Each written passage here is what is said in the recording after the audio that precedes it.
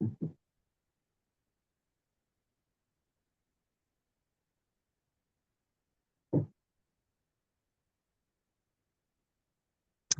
afternoon, everyone who's currently logged in.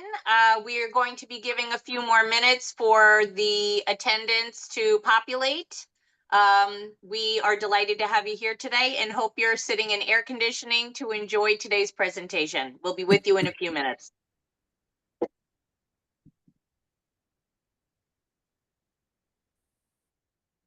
Really? I'm sorry, what you saying? Oh, I said that was great. Oh, okay.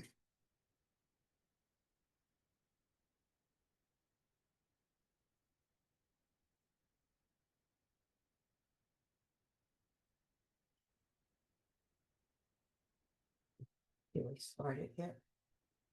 Whoops. It's in a couple of minutes. In the picture. You are. They're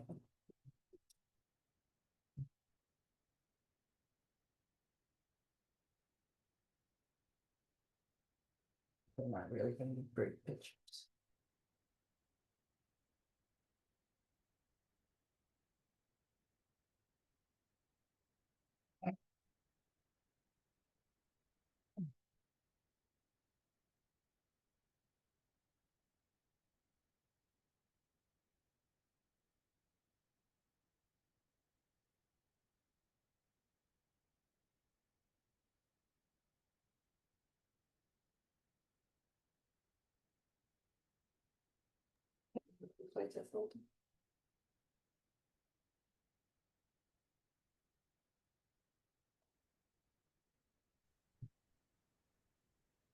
Good afternoon, everyone. My name is Stacy Cleash. I'm a past president of the American Institute of Architects New Jersey chapter and the chairperson for our Equity and Architecture Committee.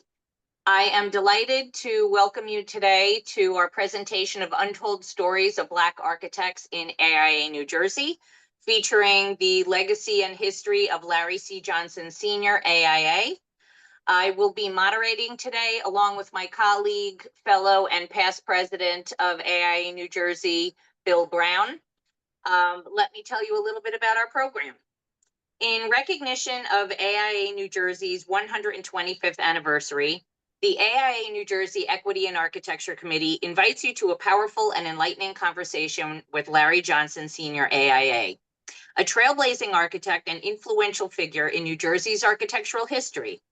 This special webinar will explore the often overlooked legacy of Black architects in the state and within AIA New Jersey.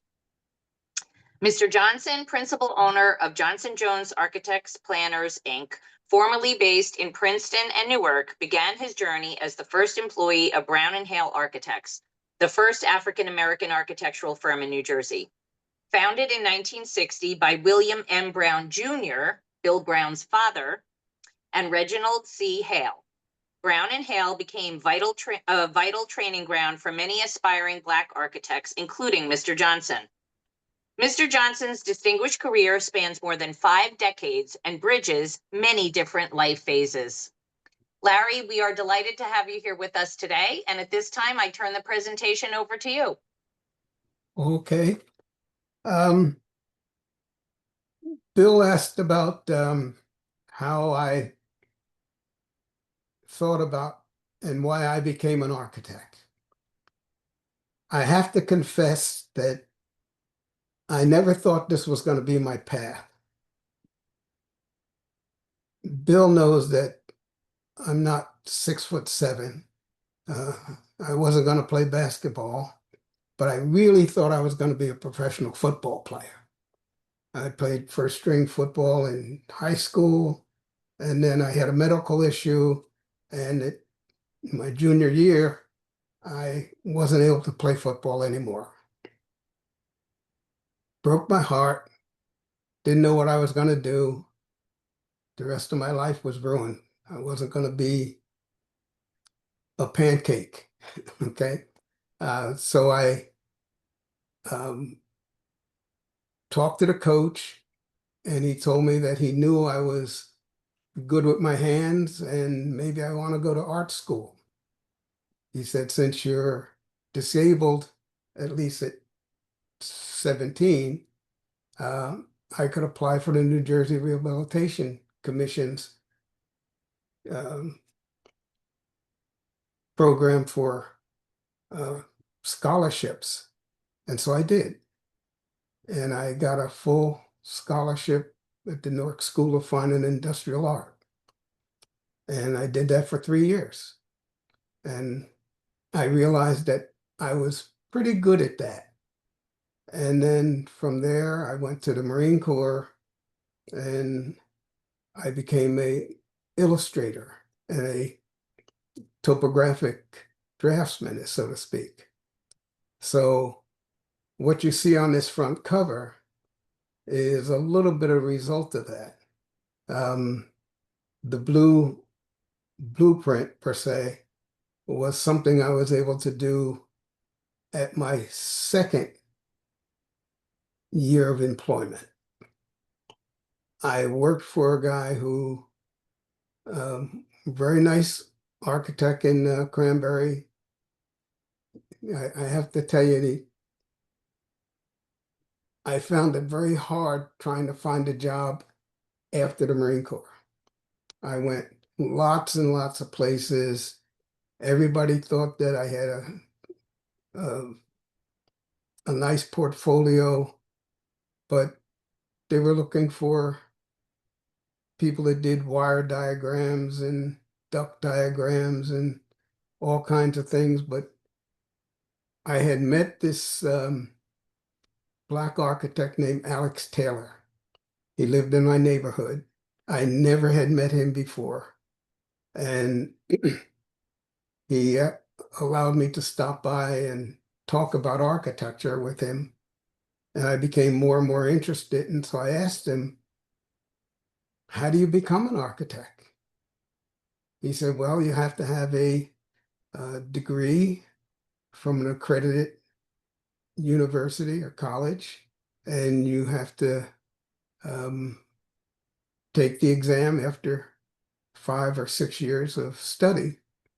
And so I said, oh, but the only university in New Jersey that had an architectural program really at that time was Princeton University. NJIT's architectural program did not exist at that time. So he says, well, there is another way, and that is you could do an apprenticeship for 13 years. I said, 13 years? I said, doctors don't even study that long. And he looked me in the eye and he said, 13 years from now, you're going to be 13 years older no matter what you do. So I called the state board that day and asked if I needed to sign up. And Mrs. Snyder, she said that we don't do it that way anymore. What you have to do is work the 13 years and then bring your work history, any other information that you might have that helps to cut that down. And then I could then sit for the exam. And I said, okay, I'll get started. And so since I had not been able to find a job, I went and found a headhunter. And he found me a job within a week, architectural position in Cranberry, New Jersey. And I went down and answered, and he started me right away. And there was one other guy in the office, and we worked all week, and he gave us something to do. We were drawing a house. And so I came back the next Monday after getting paid, and I said, the guy Steve is late. We may not finish the project on time if he's not here to help. And he looked over and he said, you got the job. So there was no discrimination in that interview or anything else, because the other guy was white. And so I didn't feel that pain that he was telling me about so many other Black architects that got out of the college with the GI Bill and they just couldn't find a job. He said he was working in a little two-room, almost looked like an abandoned building, but he says that he had to go work for himself because nobody would hire him. And that was the case with so many other guys that he knew at that time. So I went to work for this guy for about a year, and then I worked at another place, which was Eckert and Guitart. If you see the EG on the bottom of the drawing here, Eckert and Guitart was also a really nice firm. People were helpful. They had a nice camaraderie with families, children, yeah. And so Don Guitart asked me, did I have any experience with topographic? And I said I was a topographic draftsman in the Marine Corps. So he said, you think you could, he had a freehand sketch on yellow paper. And he said, you think you can help me with this site plan? So I said, I guess so. And so I was 26 at the time. And I started drawing this 40-acre site. And about a quarter of the way through, the other guys in the office says, you know, you may want to enter this into the AIA Society's convention where they have a master draftsman's competition. And I had no idea that that existed. So they encouraged me to put it together, and sure enough, I put it together and I entered in it and won first prize in the under 5-year category. And I said, oh, okay. Meantime, things happen in life. I got laid off and went someplace else. And while I was working there, I got a call from a guy named Mr. Hale. And he says, we saw your stuff hanging at the convention, and the guys tell us that you're Black. And I said, last time I checked, I was. So he says, maybe we should talk. So what I didn't tell him at that time is I had just finished commuting for 3 years before the Marine Corps to Newark to go to school. I really didn't want to go back to commuting to Newark again. But I said, you know, we'll talk. I went over and I sat, and on yellow paper, because that's what we used to use to sketch on, he showed this school building that they had acquired the contract for, and they had gotten preliminary state approval. And he said, this is what we need, and I understand you guys come, or not you guys, me, it was me.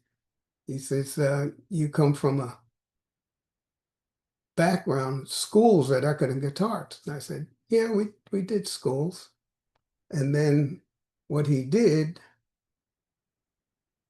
was the building that you see on this slide, that's 13th Avenue School, about 360,000 square feet, a full block. And he said, we need help with this.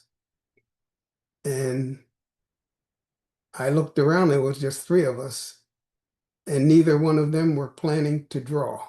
They had other things that they want. So they were asking me to take on this project. And so what do I know? I said, sure, why not? And so I came in next week, we got started, and I saw that it was probably too big for me. So I called my buddy, Harvey Myers. And I said, Harv, we've got this school building in Newark that we're working on, and I think I'm going to need some help. So he came over. And so now there was 2 of us. And the two of us did everything for this school to be sent back to the state for final approval and out to bid and to be constructed in 10 months. So that was kind of my intro into architecture.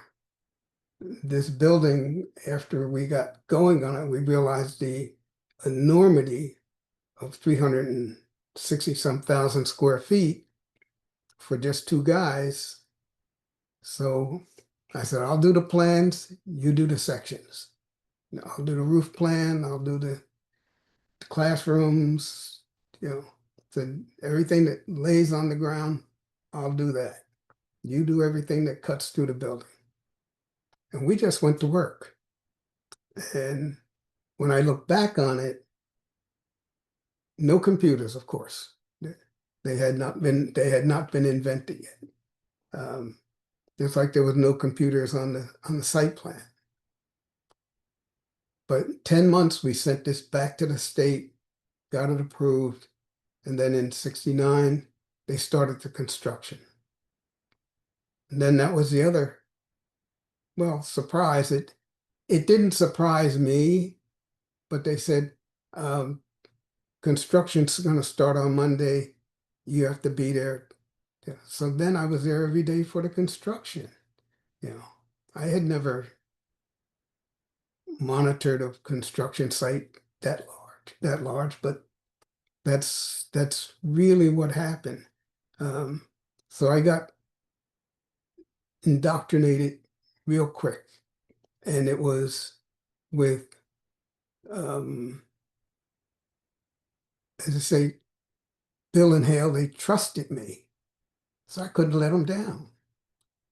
So I was at the site every day, check the invoices, check the delivery sheets, check the bottom footing, foundation before they poured footings. We found automobiles down under the surface 25 feet after we did testing. So it was a really great experience in terms of a guy working in the business 3 years, and at least from the time I started doing the site plan, I was on the other sheet, and I just kept getting more and more challenges, more and more instruction, more knowledge, but everything was real. I mean, it was dirt, it was block, it was hammer and nail, and so I was in the field every day, and it just kind of broadened my knowledge of things. But yes, they trusted me. They never questioned me and said, "Do you think you can do this?" They didn't do that. They just says, they're going to be doing this tomorrow, or we have a project over here. We need this, we need that. And I was just always there for them. And I was the one that was, how do you say, gaining the experience. So I never saw it as a burden. Many times we'd get down to 5 o'clock, 6 o'clock, and it wasn't done. So I stayed till 12 o'clock, 2 o'clock, when the troops were in the streets. I had to sneak in and out of town to be able to get to work and back. But we made a conscious decision. When riots happened in the streets in Newark the first time it happened, I kind of got there at the end of that, but the troops were still in the streets. The second time, when Martin Luther King was assassinated, all kinds of things broke out in the streets. And we said, we are not going to go in the street and riot. we are going to help to provide people jobs. They were on board with that. I was on board with that. We said we've got to provide a stable place for people to come to work, make a living, and still put up with all the other stuff that was going on. But my experience at Brown and Hale with two guys that they got along. Bill, maybe I heard Bill speak 5 words a week. Okay. He was the silent type. Hale was nervous about a lot of things, but mostly he was concerned about the administration. And he let me handle personnel, project. He gave me a title of chief draftsman. I wasn't looking for titles, but I appreciated the help. And I just did everything that I thought needed to be done to help to grow the firm. And I guess before we left, we were 7, 8, maybe 7 or 8 people. I don't have the exact numbers, but certainly we were a lot more than 2 or 3. But we were in charge of major projects. You know, we did a number of schools in Newark, blood center.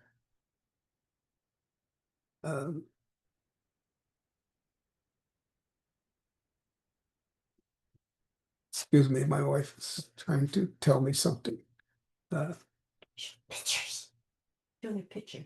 Oh, okay, okay. Yes, I have pictures. But from that encounter with Hale and him asking me if I would come over and see about the school, I don't know if you can see here, this is the letter from the New Jersey Society of Architects, the AIA, that told me that I had won first prize, that there was going to be a dinner and a check, and then they sent me a certificate, which is as old as the blueprint that I have. And so this connection is Hale calling me after this. It was September, early September 67, and we started the construction on the school itself in mid 69. So from 67 to 69, we completed this and started the construction on the building. So as Bill says, they trusted me. I couldn't let them down. You know, we got along together. There was no turmoil in the office. We worked quietly. We went to lunch, we came back, but it was a nice environment. It was something that I know enriched me. So I was hoping it was enriching other people. I've been told that people wondered where I got all my knowledge, having never been to college. I didn't say I never got educated, but I went to night school for 9 years. Going back and forth from Newark to New York. When I was working in North Brunswick, I'd go from North Brunswick to Trenton. I would have to, because I only took Algebra 1 in high school. So when I realized that I was behind, now I'm 27 or almost 27, I go to the admittance office and they asked me what I wanted to take. And I said, oh, I'd like to take Algebra 2, geometry, trigonometry, and strength of materials. And they said, no, one is a prerequisite for the other one. You have to have geometry before you can take solid geometry. Then you have to have solid geometry prerequisite for trigonometry. And I said, I'll be an old man by the time we do all that. You know, I said, I want to take them all at the same time. And he just kept telling me I couldn't. So I asked him, I said, do you have a boss? And he says, yes, I do. I can take you into the dean of students. He'll tell you the same thing. So he takes me into the dean of students and he says, this guy wants to do this. He wants to take this from you. And I told him he can't do that. He has to take one as a prerequisite to the next. And the dean of students looked at him and said, it's his money. Let him do what he wants to do. So that's what I did. It was like 30 miles from Trenton to home. I would have 2 books on the seat next to me. So every traffic light, I'd look up geometry. And then the next light, I'd look up trigonometry. And then the next light, I'd look up geometry again. And I'd go back and forth. We had about 20 lights at that time. I don't think there's 20 anymore, but I realized that I was late. So I had to catch up. And tenacity has never been a problem for me. So I began to understand after a while that, oh, that's what makes it. And of course, when I was doing the site plan, the trigonometry, the arcs, all of those things came into play. So this education, the School of Hard Knocks, seemed to work out for me. I'm not saying it's for everybody, but it worked out for me because there was no way I think I would have been able to go to a job and they would give me project to do that then they were going to have to teach me how to do it. And that was just never something that I had to do.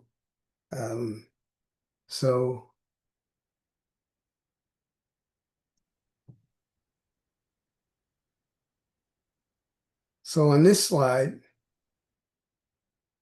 Brown and Hale is on the left side here, and Hale is the one at the microphone, and Bill's dad is in the background here. But they had tenacity also. But it was also from the fact that some of those hard times hit them. Hale told me the story. He had worked for this guy for years. And one day he comes in, he says, you have till 10 o'clock to get your stuff together and be gone. He said that's all he had. And evidently him and Bill worked for Grad, I guess. And they thought it might be a good idea to pursue. And they eventually won the school project. And not many 1- and 2-man firms had a $7.2 million building that had been entrusted to them. So there were other Black architects in the state at the time. And whoops.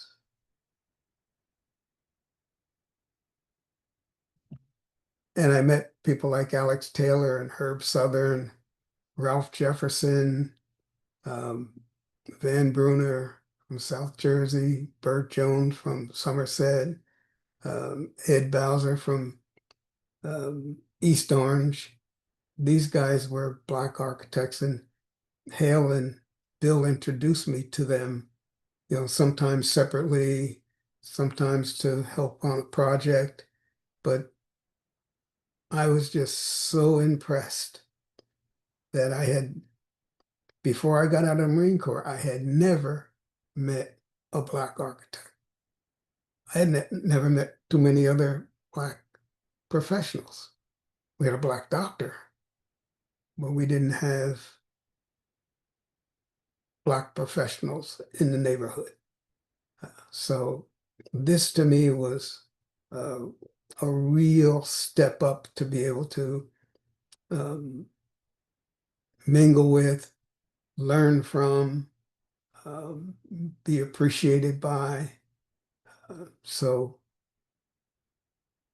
when Harvey and I finished the school, I found out that Harvey was almost ready to take his exam.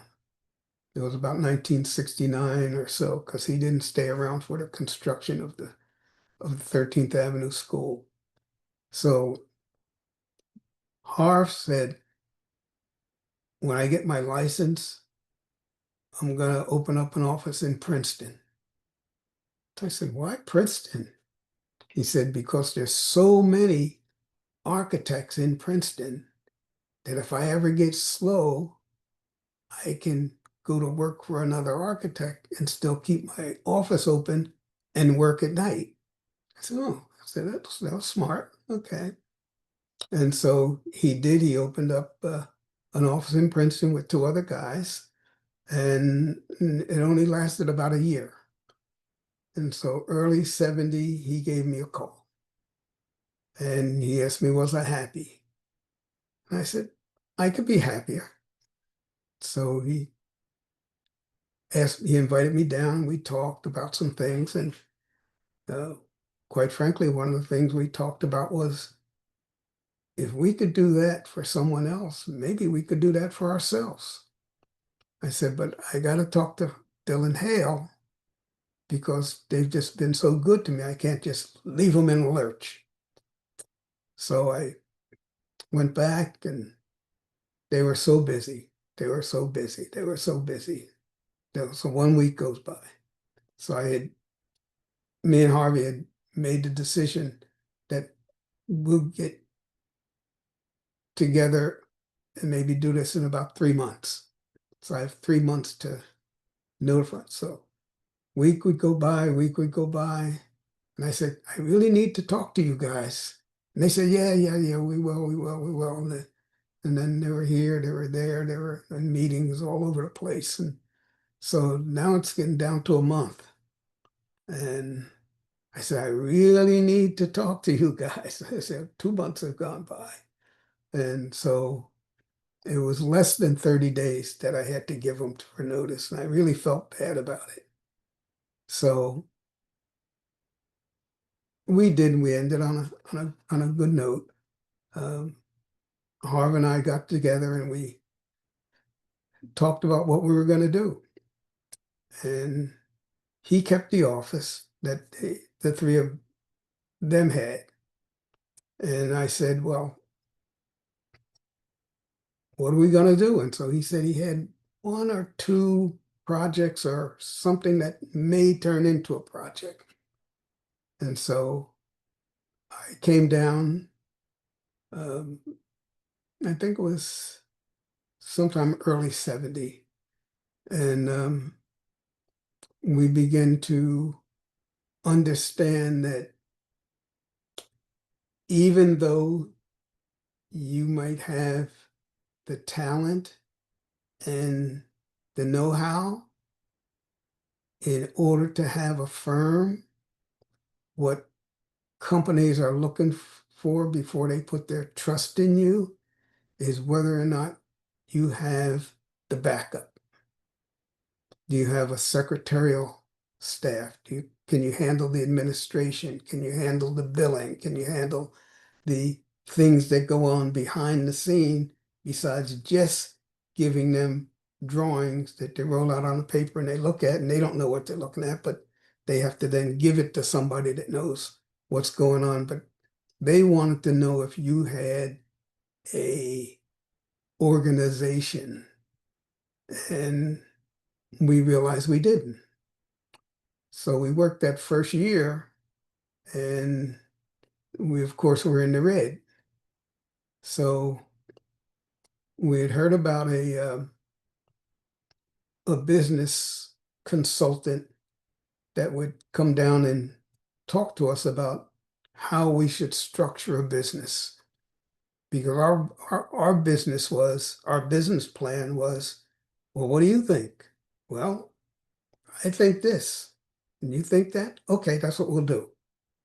That was the business plan. Okay. Very unprofessional.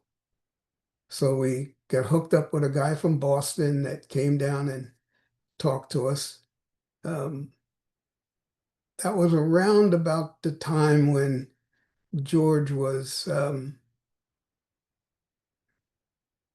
wanting to move on. So we asked him, would he like to join us? And because he was going to leave anyhow. So we got together, and so it was Harvey that had the license at the time.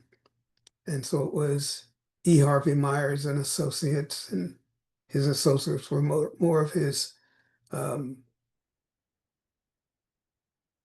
engineering associates, guys that did MMP and that kind of thing.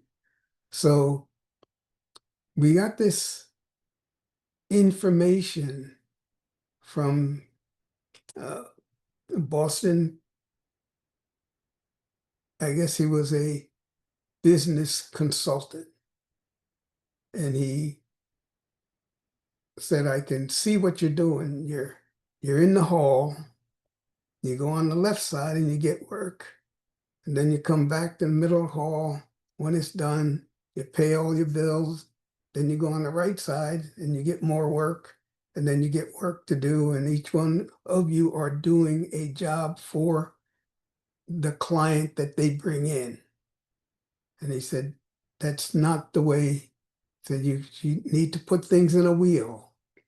And this is what we did. We determined what kind of categories we had. We had administration, billing, contracts.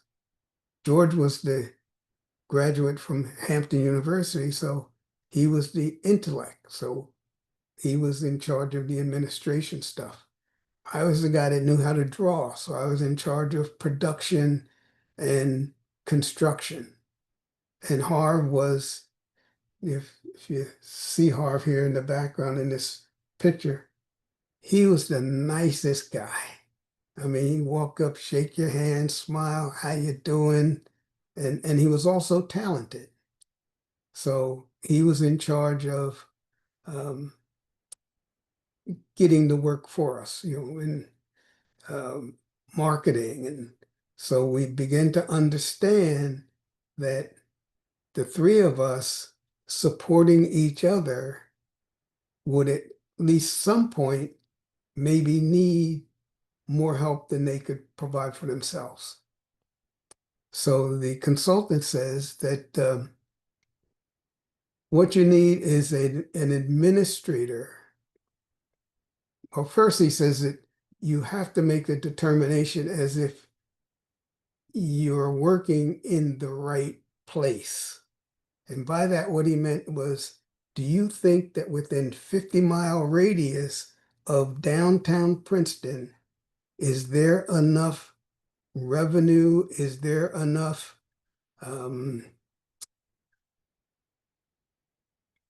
retail, construction, banks, all of that stuff to generate the amount of money that you all want to be able to take home? He said, because we're out in the middle of the wheats in Kansas, then maybe in 50 miles, there's not that kind of atmosphere for you. So, but you have to look at where you're at. And so we said, well, Princeton, and George or Harvey told him why he had chosen Princeton. And so sure enough, we put things in this circle. And I handled production. And when it got too much for me, we hired somebody to help me in production. when George couldn't do all the administration stuff, we hired somebody for him. And hard needed marketing stuff, we would hire somebody to assist him.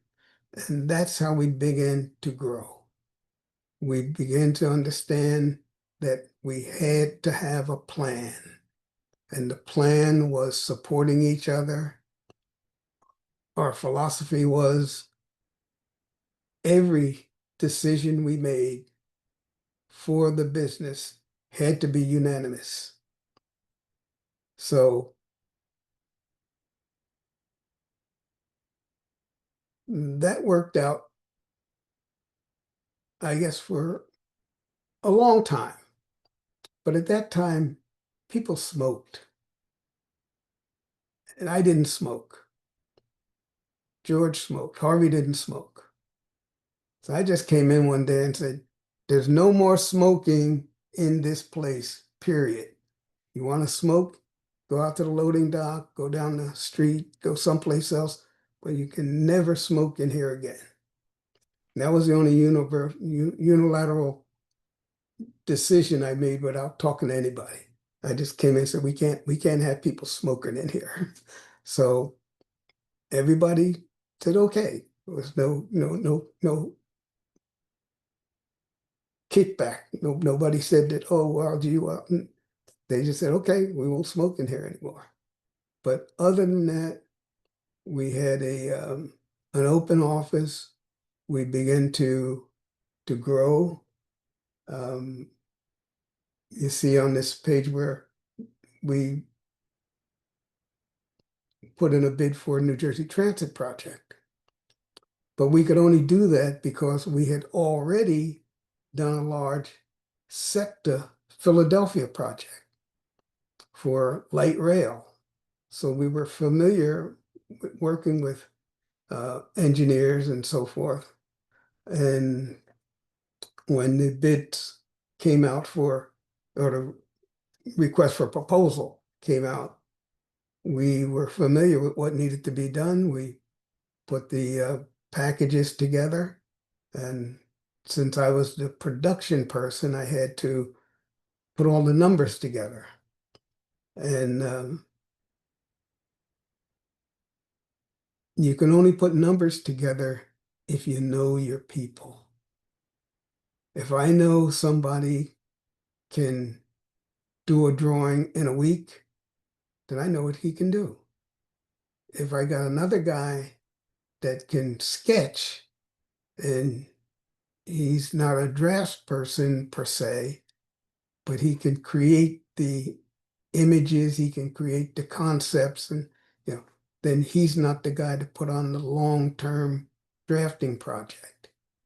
So knowing how to put our people together, and this is one of the things that the three of us would talk about initially, was our employees have to be our greatest asset for us. When you take care of your employees, when you take care of my hesitation is that my accountant told me before I went into business that you're a nice guy, but there's only going to be so much you can do for your employees. He said, and just understand that as much as you like your employees, you're not going to be able to do for them everything they want to have done. And you're not going to be able to do for yourself everything you want to do, because there's such a thing called the IRS. Okay. There's such a thing called bank and bank loans and all those other things that have to be taken care of. And your employees, as much as they will help, there's some things they can't help you with in terms of taxes, Social Security, unemployment, all of the things that you have partners with that you do not necessarily think you have when you go into business, but you do. And we tried to treat our employees like they were family. And as much as we could, that's what we did. But the three of us could only take it so far.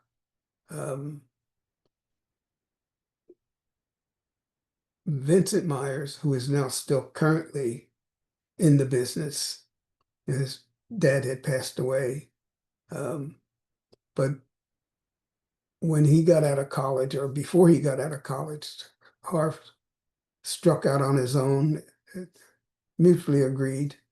And then it became Larry Johnson and George Jones. And that's really, at the time, Johnson Jones was solidified. And that was around 82. So from 71, 72 to 82, that 10 years in there, we were more loosely formed as Myers, Johnson, and Jones. And at some point we had a Myers, Johnson, and Jones logo. I finally got my license, and we had grown to about 15 or 20 people. And we start getting and being able to get larger and larger projects. But one of the things that we had to do is that we knew we were Black. We were Black, that we knew that every corporation that we would try to get in to see would put us off. They put everybody off, but they would definitely put us off. And so we had to find a way around the gatekeeper. And so we did that. We strategically found ways to get interviews with companies like Prudential, New Jersey Bell, just some really squib, a lot of companies. And that wasn't because we played golf with them. It wasn't because we had lunch and dinner with them. It's because we found a way to get past the gatekeeper.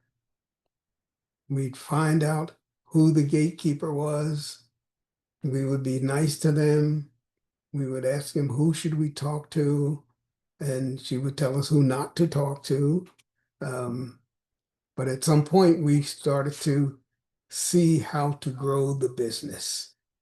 And it got to the point where a lot of the other firms in Princeton came to us to find out, how do we stay busy and the times are bad? And some of our close friends, we would let them know that when we worked for Black architects, they had a lot of HUD work, and they focused on that. When the HUD money dried up, their business dried up. What we found that we wanted to do was stay diverse. When we saw times getting ready to be bad, we would put more money in marketing. We would send Harv out to more places. We would skimp internally so that we would be able to use our marketing dollars when times were bad. And the strategy seemed to work. We stayed busy. We got larger and larger projects.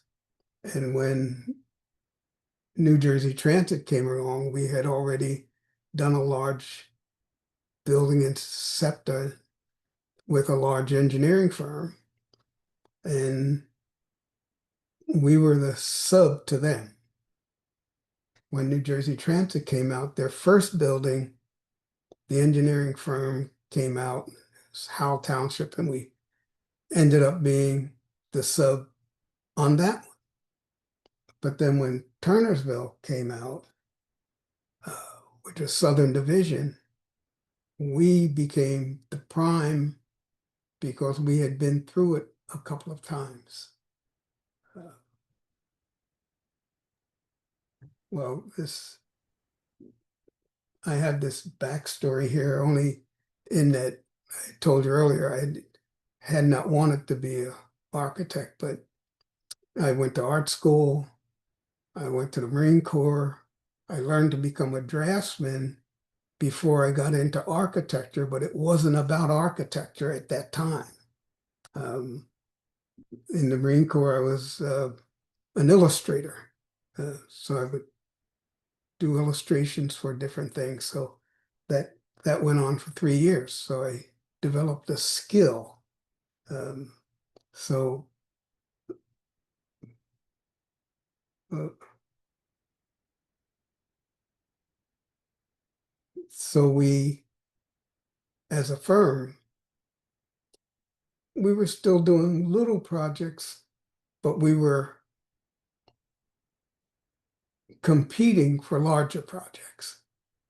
And what you have to understand in architecture, you may get a hint of a project today, but it may not come to fruition for 8 or 9 months. But you have to keep your staff working. And almost every Black firm gets involved in a Black church. And just like all other Black firms, Black churches were one of the things that helped us over those rough times. If you see in this corner Bethel Church in Burlington, we went down, they had maybe 150 people, and they were having a hard time getting their approval through the board. They they went 2 or 3 times to the board meetings. They had no luck. They were in this older building, and the sanctuary was on the 2nd floor. You had to bring the casket in, turn it vertical, and push it up over the rail to get it to the 2nd floor. What we wanted to do was to put a sanctuary addition on the ground level so they could wheel in, wheel out. People were getting older. And so the parking lot could only handle 10 cars. We needed 14. We went to the meeting. They rejected it. They said, "No, you got to come back with 14." And we knew physically they didn't have any more land. Just beyond that was a graveyard. So we went to the meeting, me and Harv went, and we talked to them, we talked to the board, and we said, that's why we're here for a variance, because we have a hardship. They shook their head and said, "Nah, I don't think so." And we thought maybe there was some racism going on. So we said, "No, what we'll do, we'll go back. And what we'll do is that we can't stretch the land. So what we can do is start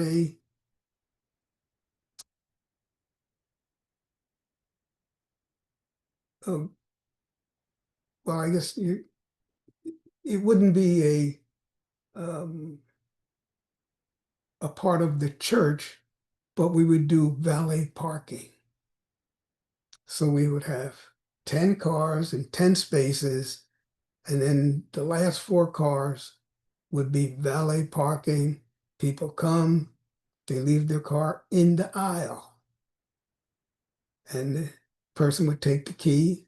And when there wasn't that big a church, and so we'll make this proposal.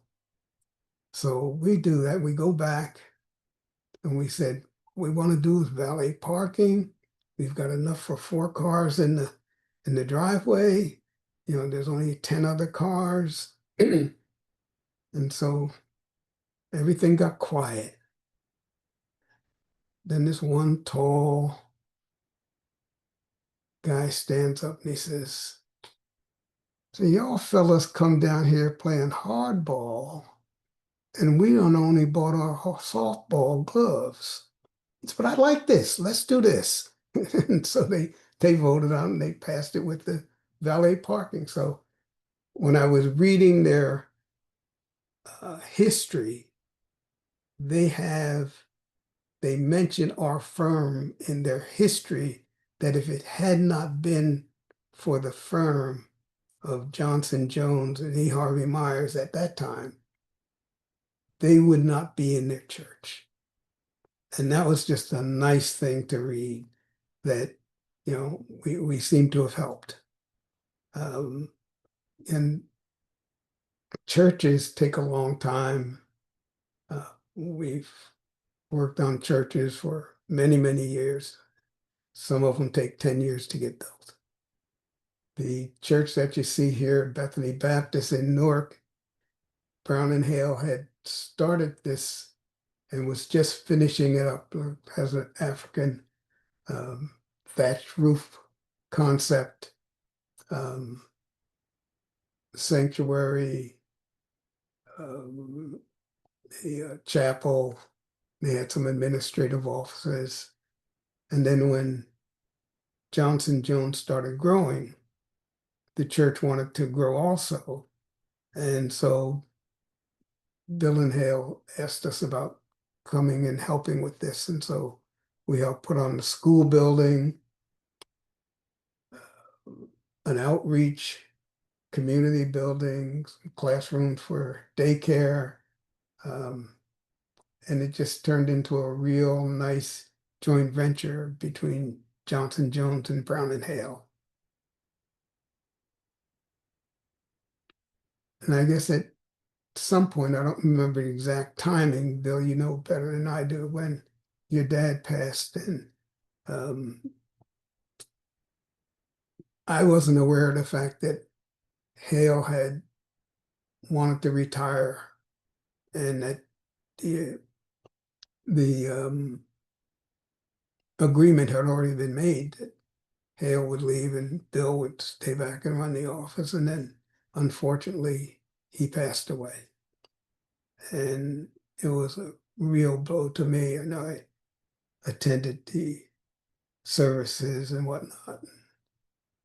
So one day I'm in the city, Newark, and I stopped by to talk to Hale about how he's doing and whatnot.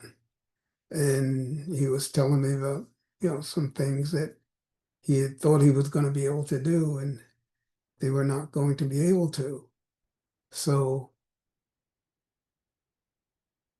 I asked him, maybe, you know, I asked him about how much work they had and whatnot. And I said, maybe we could buy you out so you can go home and retire. And long story short, that's what we did. Johnson Jones, we went up to talk to Hale, and we ended up buying him out. We moved our construction division into the building. We rented it from them. They kept the building.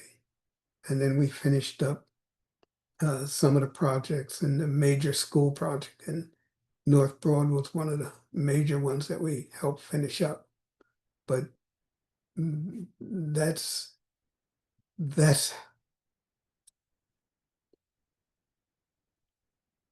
how much we love these guys.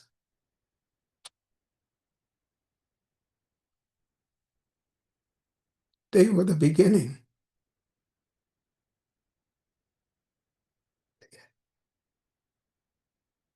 We became the owners of everything they did because our insurance people said, you're going to have to take over the errors and omissions and liability insurance of everything that they've done. And we looked at each other and said, you mean everything that we did? And so we said that's not a problem for us.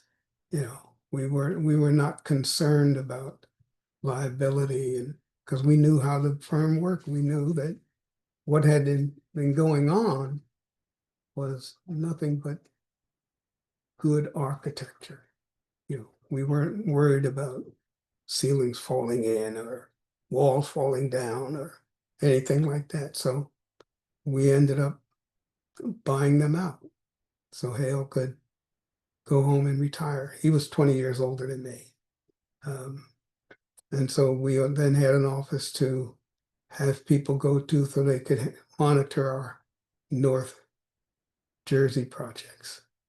You know, one of those projects was Doremus Avenue.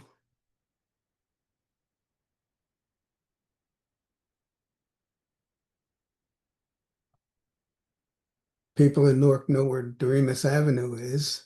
And this is one of the bus garages that we did, which was 650,000 square feet. The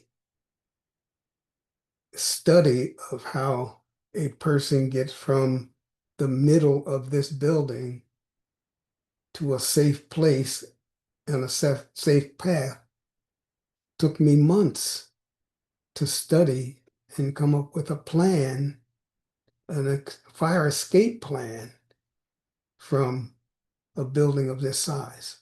We had never run into that before, but it's one of the things that had to be done. We put an addition on here, and we had a little addition in the back, but 650,000 square feet is a small city.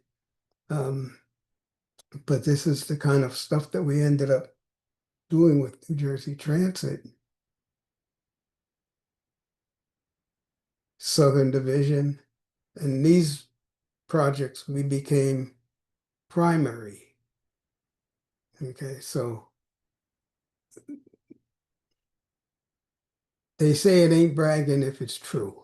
Okay, but this building, we sketched it up and they didn't have enough land, and there was a lumber yard here, and they had to declare eminent domain, which really broke my heart, but the state had the ability to do that. But I was in the office on a Friday afternoon with one of our people, and I had been trying to get him to see the Atlantic City Expressway, this road back here. And we didn't agree on the design, but the design was due to the client on Monday. I wasn't liking what I was seeing. So we could not necessarily agree. And this is, I'm not recommending this, but I came back Friday night, and by Monday morning, this was done. I drew everything, elevations, roof plan, roadways, everything in the weekend, because I felt as though it needed to be something that was not downtown Chicago, which is where it was going. At least in my mind, it was where it was going. So my point is that you can be good at what you do, but I know administration was taking over my job for the most part, but I knew I had not forgotten how to draw, because that's one of the reasons I got into business, because I could draw. But this, we have 360 some buses, major repair shops, bus washers, dynamometers, places where buses could go in and be safe in unloading the money, administration for the bus drivers. So we got to know how to do bus garages fairly well. And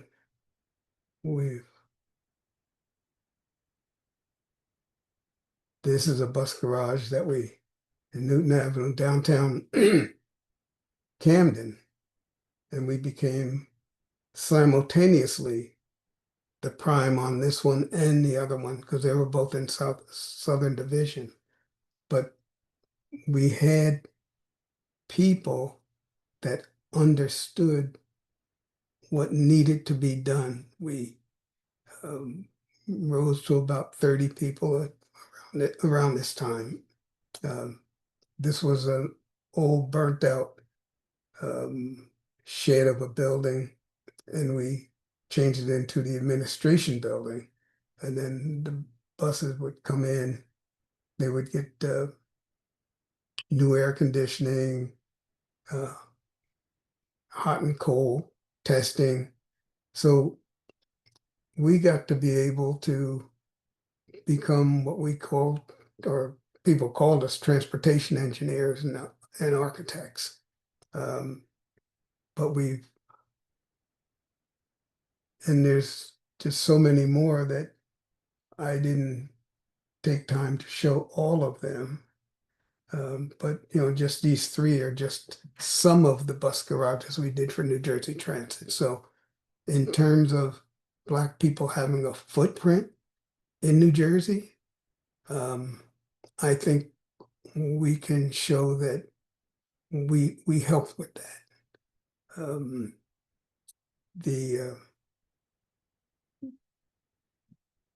The training and the introduction we got to the business from Brown and Hale, this could not be if we had not come through their funnel. They were, not only were they architects, but they were family people. They treated us like family. We had no hesitation when we found out that the unfortunate things that happened, and Hale was not going to be able to retire. We had no hesitation in helping to find a way so that he could do that. He helped us get started. The least we could do was to help him retire. So yeah, our business, our ability to learn how to get jobs, how to step around the gatekeeper or have that gatekeeper hold our hand while we got around, things that, if you understand being a Black architectural firm, every job you get, they're going to test you to see if you're really up to doing what they want to have done. Now, they may do that with every other firm. That I don't know, but I know it's clear to us that they'll give you something that if you mess up, they don't look real bad. So maybe they only give you a little bit. But we showed them that we could handle things. Johnson Jones did what Brown and Hale did for us. We attempted to do for our employees. Give them a nice place to work. Give them a commitment. You don't know how many financial partners you have when you go into business. Most businesses say, oh, where'd that insurance come from? Oh, the telephone system. Oh, this. Oh, you have to contribute. As an employee of my own firm, because we were a professional association, I have to contribute to my own unemployment, but I can never collect unemployment. Okay. So that's one of the things that you learn. You know, I can't lay myself off and collect unemployment if I'm self-employed. You know, it's one of those little things that, you know, you just don't know, but you have to have the dollars and cents.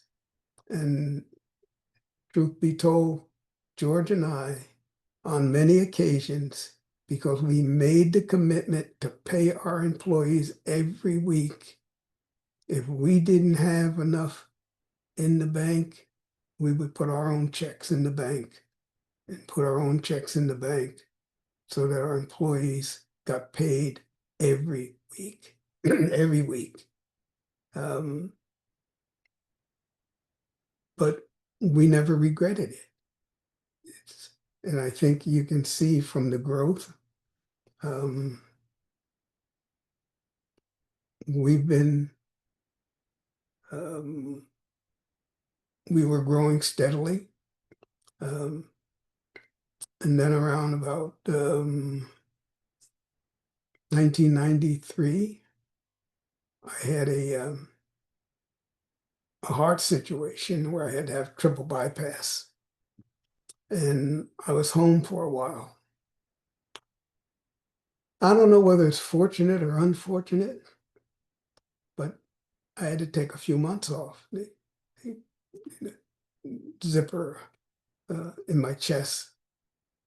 And I got home and I said, wow, this is nice. You mean I can stay home and not have to go to work every day and make a living? Oh, that's interesting. So it took about a year or more, almost 2 years, to come up with a plan to do a buyout. And my son became the Johnson of Johnson Jones when I retired in 96.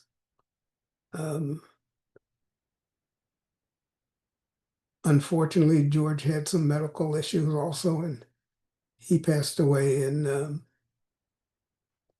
2001. No, I'm sorry, 2021. It's been about 4 years now he's passed away.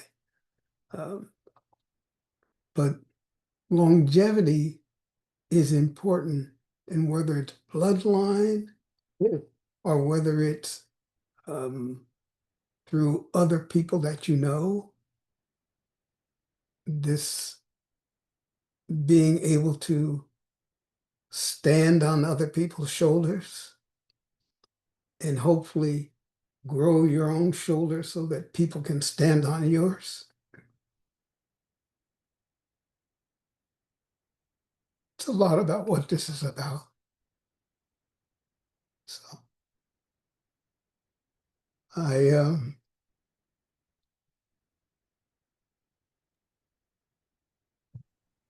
the other thing I wanted to talk about is that George was an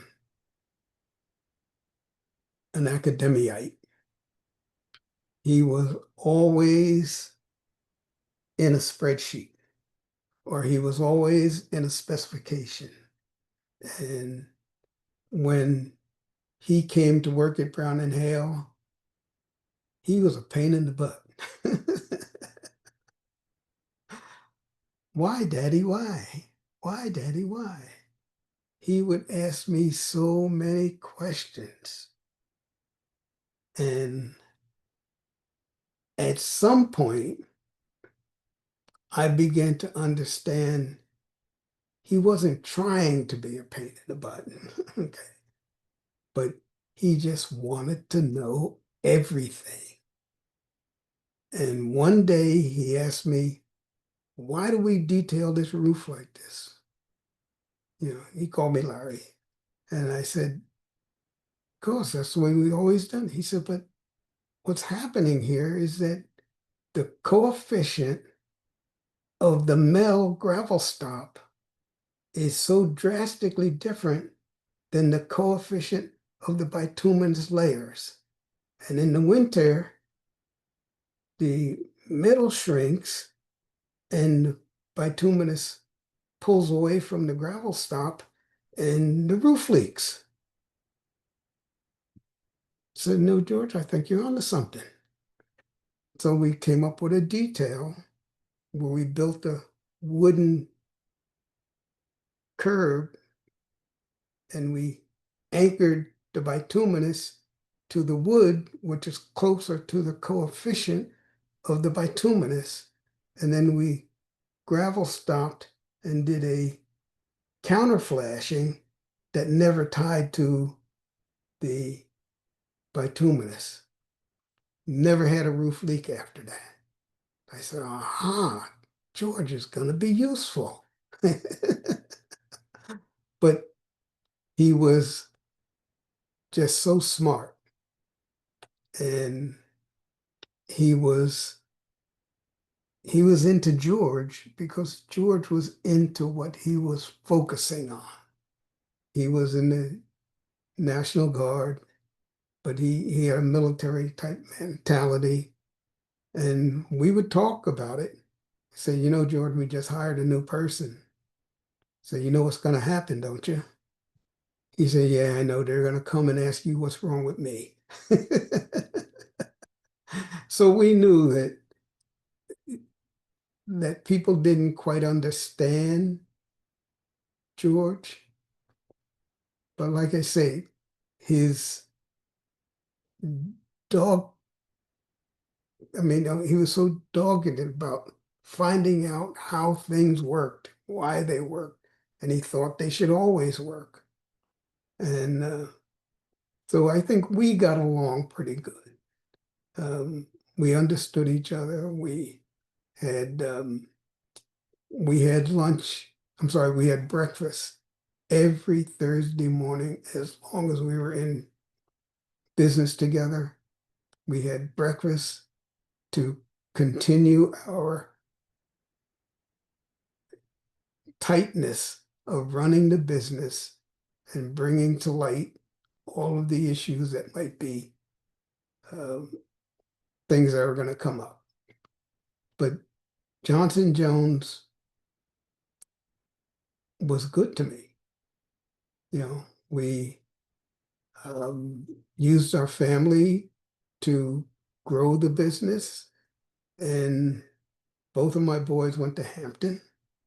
And is there a way that what I'd like to, I'm getting ready to end up, but certainly, oh, there's one other thing I did not do.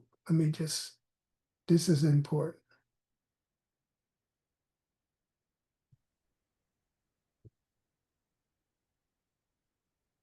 The State House. Talk about footprints. We won the contract to do the State House renovations, and we were used to doing large projects. We knew Short and Ford, and that's who it was at the time, Bill Short, Jerry Ford. We invited them over to the office. They had done some historic preservation things in the State House. We had done some handicap ramps and some other things inside the State House. And we thought we might be uniquely suited. So we created a joint venture, and we end up doing the State House. What you see here on this page where it says State House is this 2-story legislative building for the minority and the major parties. So since the separation of government was such that they couldn't tell each other what to do, the majority wanted to tell us what they needed and wanted in their side of the building. And they were becoming very insistent upon it. And it was us who told them next election you may not be the majority. So we think that both halves should be identical. And that's what we ended up doing. The State Building Association came about because we needed to get neutral information so it wouldn't come heavy from one side or heavy from the other side, or light heavy in terms of information and what people wanted. And they created the building association to have those meetings with the administrators and then provide neutral information to us so that we could do that. We emptied the annex building for 5 years. We renovated that building. We put them around the corner in a building that we had to renovate for them to be in temporarily. And then 5 years later, they came back and moved there. And we did the lower level. We took all the parking off of the site and created a park so you could overlook the Delaware.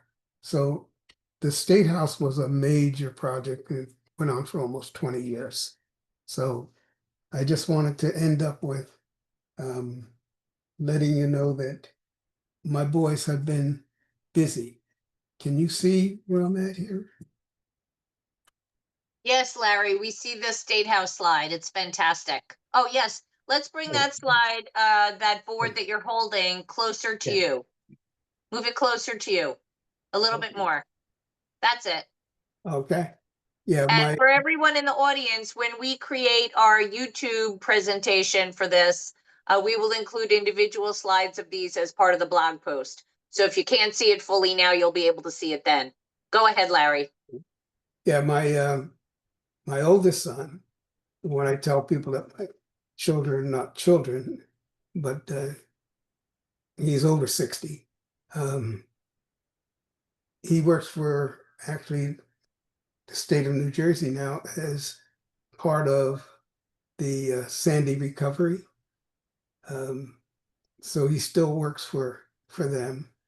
When George Jones passed away, of course, the firm was dismantled. But this is what he does. You know, he has capabilities, and he's my go-to guy. Okay, when I need to know something, he's the guy. And then my other son, who also went to Hampton University, but wanted to be on the other side. I don't know if you can see this. Yeah, this is a historic house in Lawrenceville. In that same house, he put in a pool for the guy that lived next door, who bought the house because he wanted to swim, but his property wasn't large enough.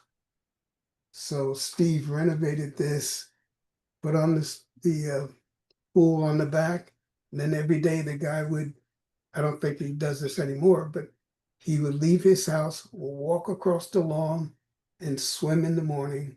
And then when he had finished, he'd go back home. But the Professional Remodelers magazine thought that was such a unique solution that they had to have it for the cover of their magazine.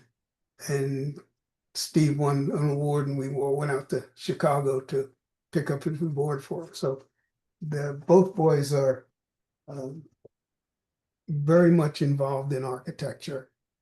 So hopefully we'll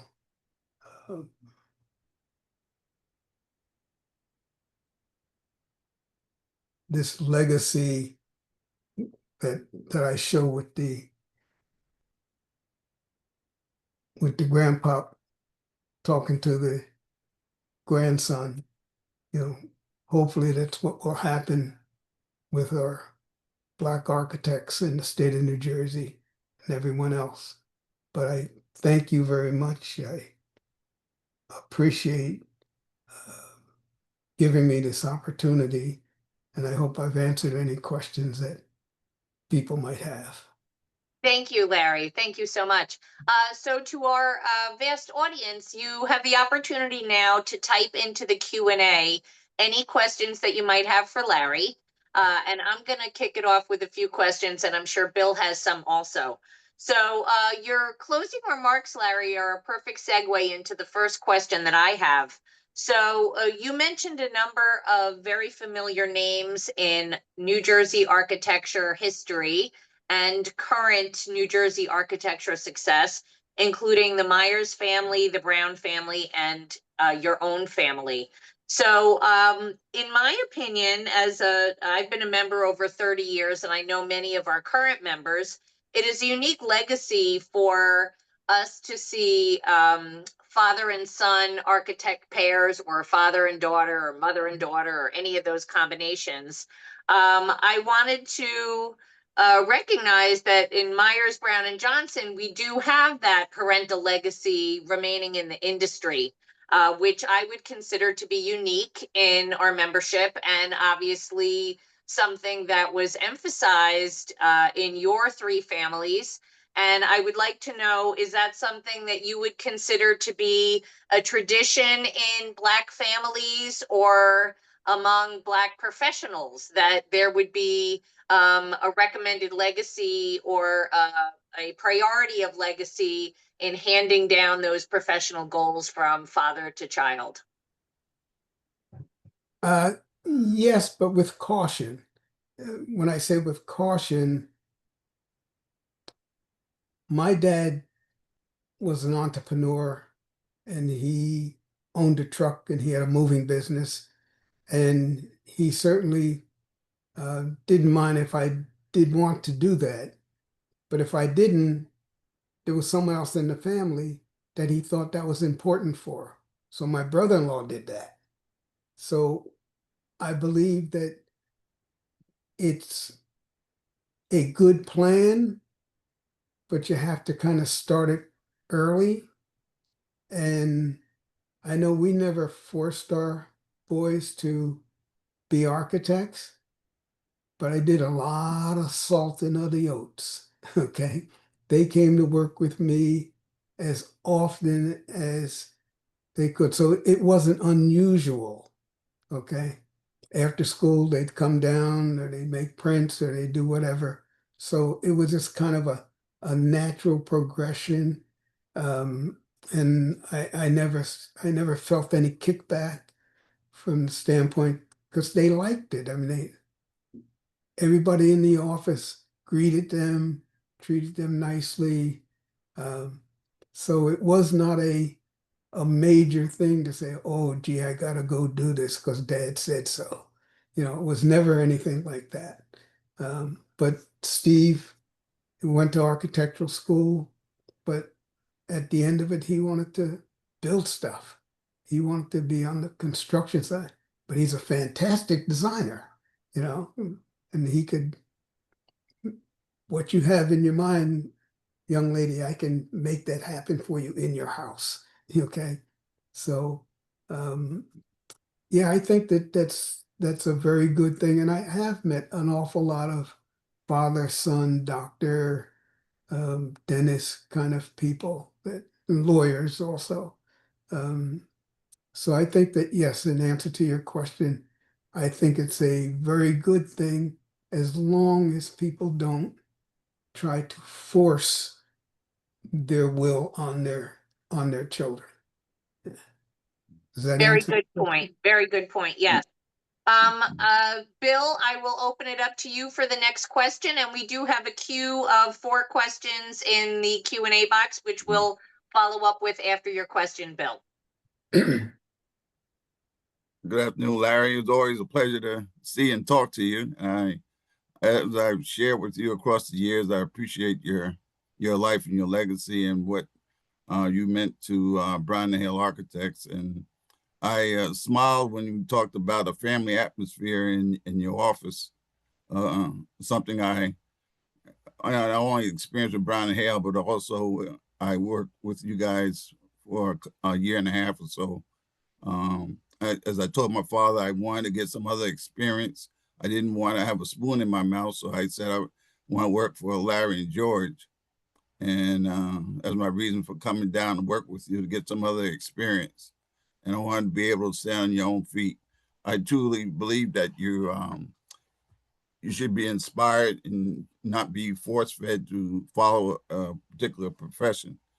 But one of the things I just want to ask you, Larry, is what is the one or two things that you learned from Brown and Hale that you've carried on in your life, in your career, and that you will be able to share with up and coming architects?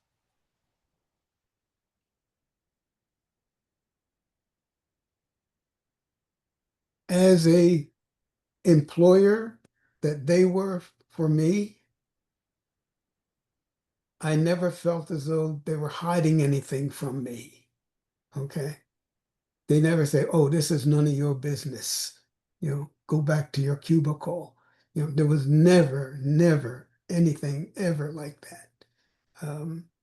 If I had a question, if it took time, they'd take me into the conference room. They said, well, this is how this works. We're going to be doing this, and hopefully we're going to, get this out of the way so we can be able to place this in here. And they, like I say, they trusted me.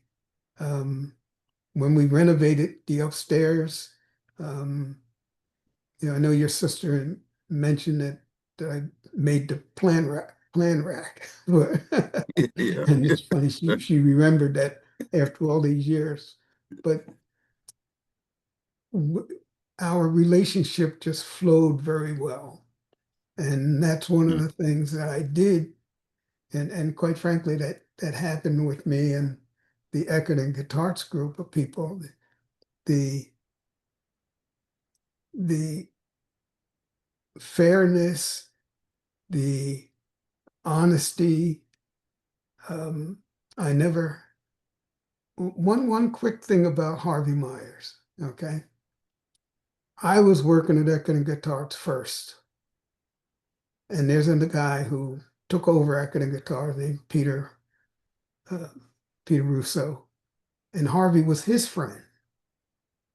And he came to me one day and he says, do you think they'll hire another one? And I said, in my head, I'm saying, another what? And then I realized, oh, he's got a buddy that's a black guy. And so he asked me, did I think that was a good idea? I said, it's not up to me. I said, I don't think they hired me because I was black. I just came in one Friday and showed them my portfolio, and they told me to start up work on Monday. So I never got any of that kind of underlying racism or anything from Eckert and Guitarts. And I never got any rough feeling from Brown and Hale that, or we won't take this client because of, or we won't take that client because. There was none of that. It was always straight up. It was this straight up business, being honest. But what you told me about them trusting me, I didn't see it that way. I always thought that I had to not let them down. That was always my thought about it. But my wife tells me that I didn't work for Brown and Hale. I worked for myself. They just happened to be there to pay my check. That if it wasn't good for me, then it's not good enough for them. And that's just the way I've always run my life. Okay, let's take an audience question, and then Bill, we can circle back to you again in a bit. Right. From Andrew Thompson, who is the current president of AIA New Jersey. Mr. Thompson thanks you, Larry, for a great presentation. and mentions that New Jersey NOMA had their very first meeting in the Johnson Jones office years ago. Andrew, I know, and Bill are both past presidents of New Jersey NOMA.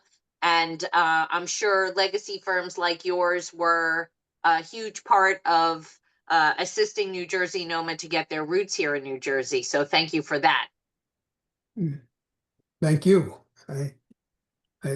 Some things don't stay real clear, but I know when NOMA was starting, I was kind of on the peripheral, and Bill Jr. was very much involved.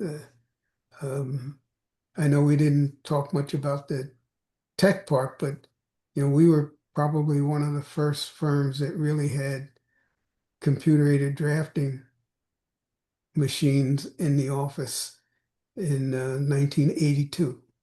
Wow. They were incredible. Yeah, I graduated in 93, and the firm I went to work for, I was the first person using a computer. So 10 years earlier, you were at the forefront of that, which is amazing. From AIA New Jersey member A.D. Davis, he says, "Hi, Mr. Johnson. Thank you for all that you've done for us. How would you assess the state of our representation in the field since your indoctrination into it? Do you see it as real progress?" When you mean the indoctrination of? I assume he's meaning African Americans in the industry. Well, what I have learned is that a number of the people that came through Johnson Jones are now licensed with their own business. I mean, I can probably count them on both hands, but they're all over the state now. But of course, it's never enough, and we're such a small percentage of the total population of architects in the state of New Jersey as it is throughout the entire country. So we're not unusual in New Jersey of having this low number, but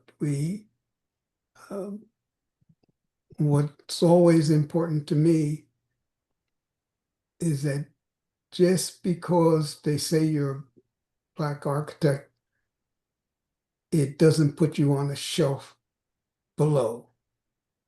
Okay.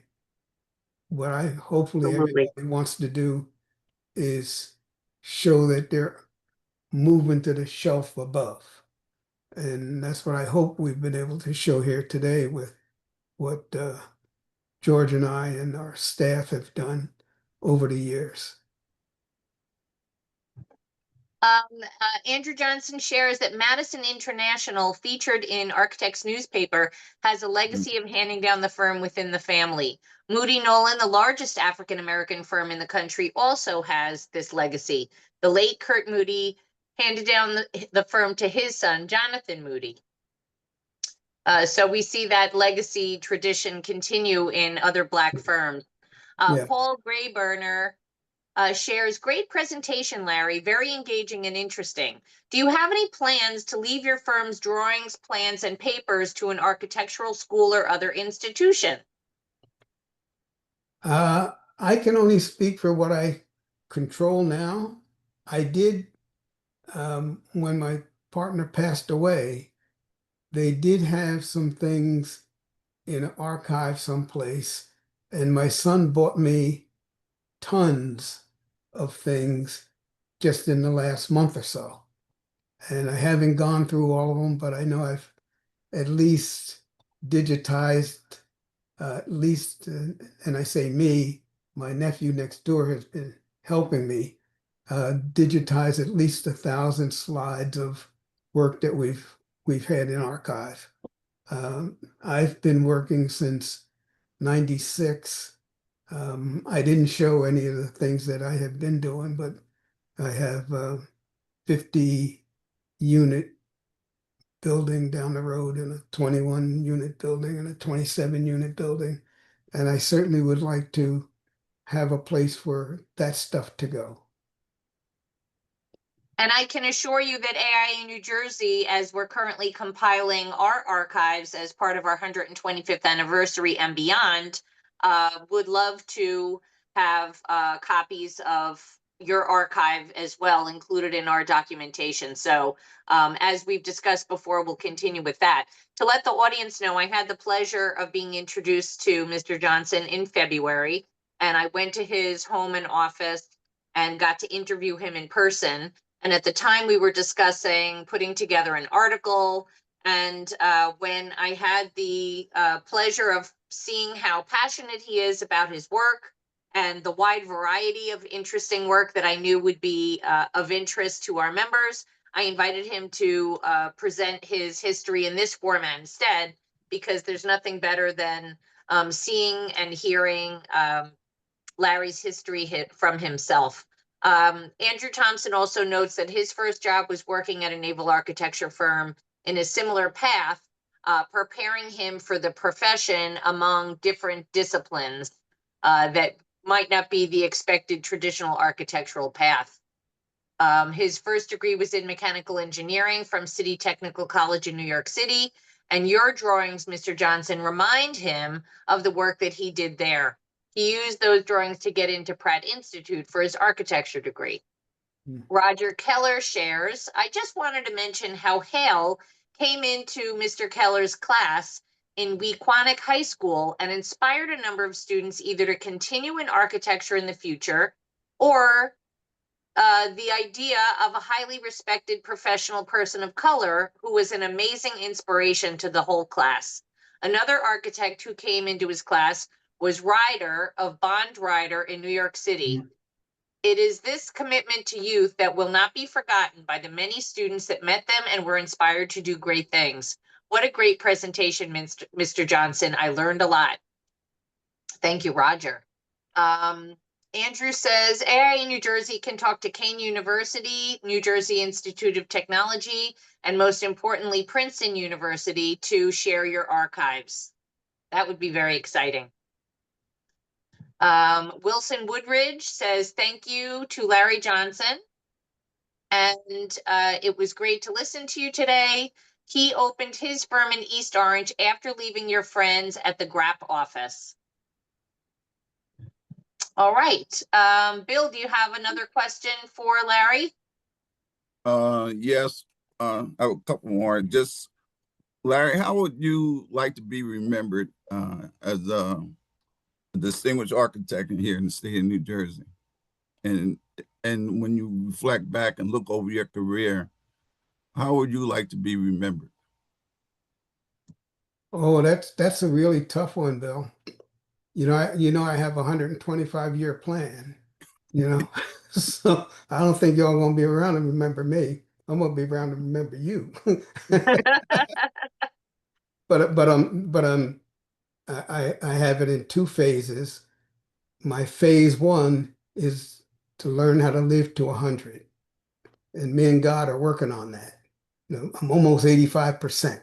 Okay, and then the doctors are gonna get smart enough to get me from 100 to 120. And then they'll be smart enough to get me from 120 to 125. So I'm not sure this whole remembering thing is gonna work. But I don't know. That's not what I work for. I don't work for trying to be remembered as something other than a great husband, a great father, a great grandfather, and a great great grandfather. So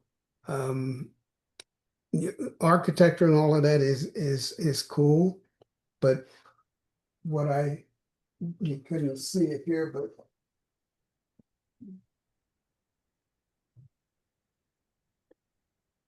you can see this. It looks like I was in a cave in Hawaii, and I'm looking out of the cave when I took this photograph. And I live by the belief that everything beside the cave is architecture. You know, we didn't invent architecture because it was here long before Yale and Princeton and you know, whatever other institutions. Is you go to the pyramids, you go to other places, and I've been to Egypt, to the pyramids. They were doing things we ain't even thought about how to do, you know. So we have so far to go. There's so much more to do. But everybody experiences architecture. They go into a door, they lay down, they sleep, they get up, they eat. They're experiencing the utilization of architecture. You know, we have been blessed to be able to help make their experience with architecture pleasant. Something that they say, oh, wow, about. You know, one of the things I have talked to my clients about is there's a lot of things that you have to do. You got to put the pipes in the wall. You got to put the joists in the floor. I said, but what about the doorknob? Something you touch every day. You should have a nice experience. You shouldn't say, oh, gee, this thing cuts my finger every time I touch. That's not what architecture is about. It's about creating a living experience that's memorable. I don't know where we are, but I do appreciate this. And I don't know if anybody saw the article or heard it on TV where Frank Lloyd Wright's last living client was interviewed on Good Morning America a couple of months ago. And he's well in his 90s and he looks like he's 65. And they asked him, why did he think he was so young looking? He said, because I think I get up every day and I look at something beautiful. I have a nice living experience and everything that goes through my brain and everything is pleasant. And the endorphins go off and here I am. And it was true. He looked like he was 60. He's been living in Frank Lloyd's house for over 70 some years, you know, but he appreciated what Frank had done for him. Yeah. So We should all be so lucky to have a client with that awareness. That's lovely. yeah. I thought Vanessa that was Alicia good. Chiquis shares, thank you for sharing your story with us. And it was great to hear about your work and those who have supported you along the way. Super inspiring. And thank you for all that you do. Bill, would you please share those statistics that you posted in the chat, Bill? I think that's important for everyone to hear. Yeah, in a 2023 study, there were 2,492 African American architects out of 121,000 plus or minus. And out of that 2,492, there were 566 Black women architects. The numbers fluctuate because of how the exam is being run now. So it's all computerized, and you can take the exam several times a year. So those numbers are always fluctuating. But we want to get past the 2% needle of African American and people of color participating in the profession. And there's a lot of initiatives going on between NCARB and NOMA. They have NOMA has a pipeline like summer camps for kids, and there's other initiatives that are being initiated to try to get more Blacks and people of color interested in architecture. So the goal is to move past the 2% needle at the present time. Thank you, Bill. Excuse me a sec. Yes. I did forget to mention, but we recognize that if Blacks were discriminated against as us men, George and I decided to go to NJIT after their program was open for a year or two. And we recruited a couple of young ladies. I don't think they mind me telling their names. Kelly Washington and Alma Plummer. And we allowed them to come to the office, and we promised them a job so we could show them how the profession really works. But, you know, we wanted them to work in a place where they would see how it's really done. And they became really, really good employees and good friends over the years. So I just wanted to put that out there that, yeah, we recognize that if we as Black men were having a difficult time, we know Black women were having a difficult time. So we physically went out and started looking for candidates. William Moses, another past president of New Jersey NOMA, comments, great presentation, Larry. I love hearing your story. Although I have never worked directly for you, I have worked with individuals who have worked with you, and I feel I have learned vicariously through them. New Jersey NOMA is proud to have such inspirational history. Thank you, Larry. Also, thank you, Bill Brown, for your stories. Thank welcome. you. Thank you. Thank you. Absolutely. So again, thank you everybody who has joined us today. In the coming weeks, a recording of today's presentation will be posted on our YouTube channel, and there will be a blog post in the newsletter and on social media letting you know that it's available for viewing on demand. And please feel free to share it. One of the goals of today's presentation is to share legacy history and build upon the success and hard work of members like Mr. Johnson.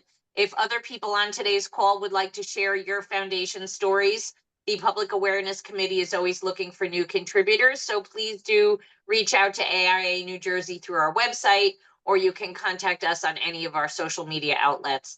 Bill, thank you for joining us. And Mr. Larry Johnson, it has been my pleasure to work with you over these coming months.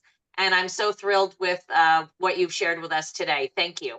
Well, Thank thank you, you Stacey. very much. Appreciate you. I appreciate it. It's very humbling. Yeah. Absolutely. Have a great day, Thanks, everyone. Bill. Thanks a lot, Larry. Okay. Great You take seeing you. care. Bye-bye. Appreciate you. Okay, bye-bye.